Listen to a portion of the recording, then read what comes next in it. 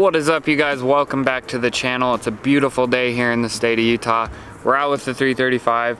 Today's video serves two purposes. I want to go over my experience with the Xdelete that I've had so far, any issues that I've had, any problems. I've run it on and off for probably 5 months. We got a little snow, so I had to turn the X drive back on and kind of on and off for a while. So we'll go over that, and then Xdelete just came out with a new update and it added some features to the app, and they added a little bit more customization.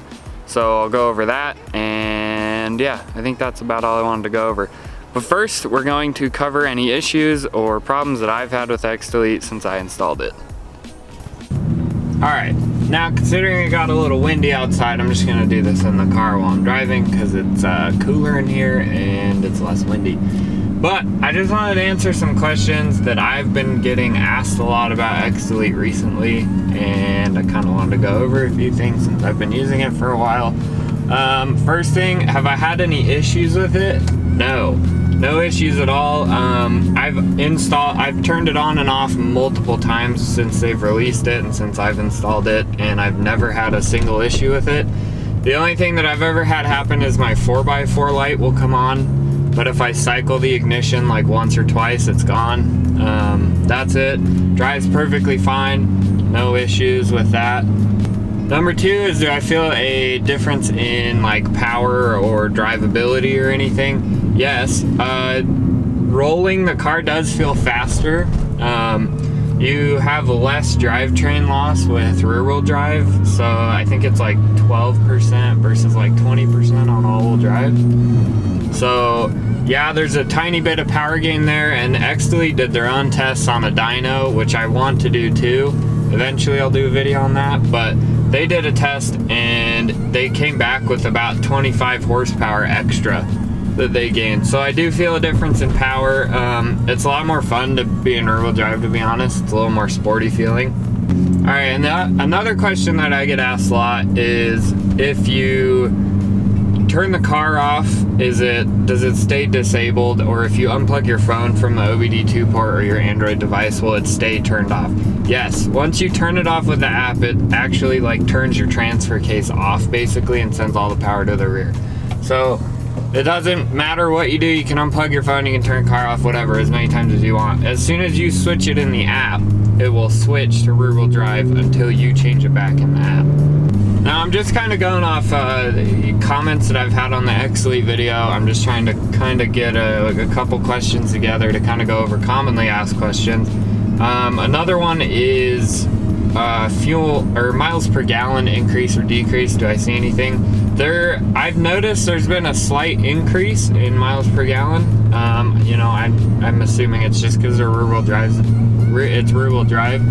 So just the rear wheels are going, not all of them. So I'm assuming that's the reason why it increased miles per gallon. But yeah, I have seen a small increase in MPG since I've done this. Another question I get asked pretty commonly is it bad for the car? Is it dangerous? Will it affect anything permanently, mechanically? Short answer is no. They basically just turn your front diff off, if that makes sense, because they're electronically controlled to have different power distribution. So they basically just turn it off. So, you know, you're not doing anything harmful. It's not disconnecting anything really. You're just not sending power to the front wheels, which makes it rear-wheel drive. And finally, the last question that I get asked most commonly is what vehicles specifically are supported. I think every E-Series, automatic or manual, is supported. I know a lot of the 5 Series I think are supported too. The X5 and X6, they should be supported now. I know they added another update with the 8-speed automatics because they have a different front transfer case. So they had to change a few things. But if you want to know specifically list by list of what vehicles are supported, I'll put a link down in the description, and that'll kind of give you a better idea. They have every vehicle listed that they cover with Xdelete before you install it and try it yourself. You can download the app. You don't. You buy a license in the app. You can download the app for free, so you don't have to buy it as soon as you download the app to figure it out. So those are just kind of some of the questions that I wanted to answer, that I just get asked frequently, and I wanted to go over it. My total experience so far is I love it. No issues with it whatsoever. It's run great. It's way fun to be in rear-wheel drive mode all the time. I've switched back a few times and no issues. It on and off perfectly with the app. No problems at all. So I just wanted to go over that, and now I want to go over the update because they added some really cool stuff, and we'll go over it and kind of see what they added. Alright, now that we're parked, I got it plugged in, the OBD2, the KDN cable, and then I just got it plugged into my Android device. And we're going to go into the app, and I'm already in it.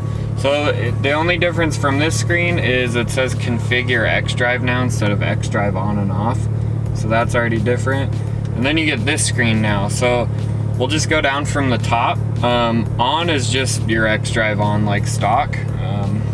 Put it in there. So just stock settings. So that's just on. Off is just off.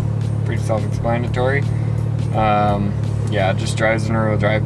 It does say that the front clutch is submerged in oil, so there will always be a little bit more power loss to the front, but nowhere near full all-wheel drive. And then the new settings are sport. So basically this just sends a little more power to the front to generate traction on corner exits under full throttle, so that's pretty cool. Don't use on two-wheel drive dynos, and don't do burnouts in this mode. So yeah, that one's pretty cool. It will make your car have more oversteer, which is interesting. So that's sport.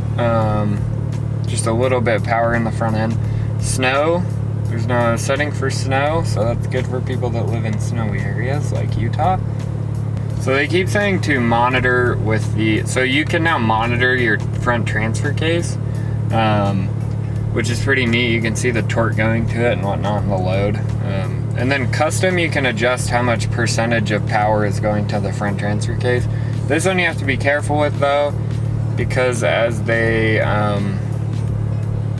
say right here, get it to focus. Yeah, so there's a live data monitor now that you can watch your front transfer case. The snow mode will be extremely helpful here in the winter for sure, because we get quite a bit of snow in Utah. So, and if you live anywhere with a lot of snow, this will help too. I'm interested to try the sport mode. Actually, maybe we'll flash the sport. Let's see what it does.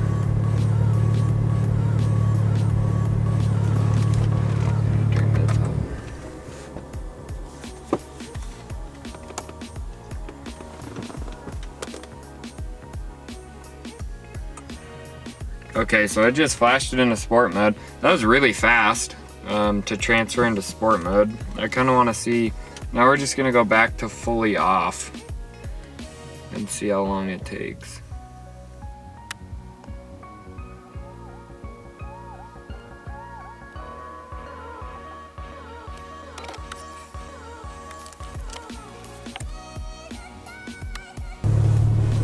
Alright, so the switching between sport mode and snow mode and stuff is really fast, but then switching back to completely having it off is just normal. It's like 30 seconds. The other cool thing is this is the live data screen.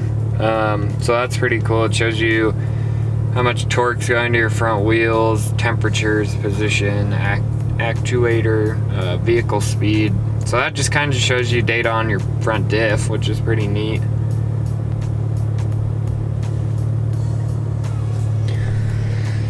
So yeah, that's overall a pretty cool update. I'm excited to try the snow one next winter, and I'll try driving around in the sport one a little bit more, see how that feels. Alright, hopefully you guys enjoyed that video and kind of found it useful if you're running Xdrive. I tried to answer as many questions as I could that I could think of, and if you guys still have questions, feel free to leave a comment below and I will answer them, any question you have. The new update's really cool. I do like the different modes that you can do, and it just makes it a little more convenient for like the snow and the sport. I'm interested to try the sport mode though. I will report back on that one. And if you have not yet to check out the install video where I put the Xdelete in, I will leave a link so you can click on it and go check that video out. I kind of go more in depth of installing it onto your car for the first time. But my overall opinions of Xdelete, they've only gone up since I've installed it. I love it. I love the fact that I can have an all-wheel drive car, and for 150 bucks I can have a rear-wheel drive car too, which is pretty cool. It's just a lot of fun doing burnouts and sliding around and stuff, so I enjoyed a lot. Hopefully you guys enjoyed that. Leave a like. There'll be more stuff coming soon.